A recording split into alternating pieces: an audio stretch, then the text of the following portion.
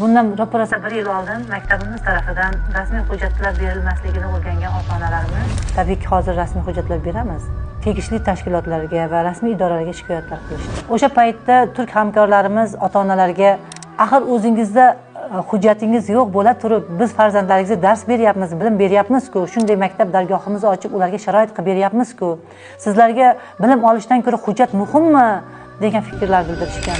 Shu faktlar menga bu gaplar juda ham og'ir kelgan menga. Shu ota-onalarimiz shikoyat qilganligi sababli turk hamkorlarimiz katta miqdorda davlatga shtraf to'lashdida. Ular bizdan hech qanday to'lagan jarimasi evaziga pul talab qilishmadi. Faqatgina ular biz bilan hamkorlikni to'xtatishni va o'quvchilarni maktabdan butunlay olib chiqib ketishimizni talab qilishdi. Shu kun biz uchun eng og'ir kun bo'lgan edi. Turk hamkorlarimiz hamkorlik to'xtatgandan keyin ota-onalar bizga nisbatan salbiy fikrlar bildirishni boshladi.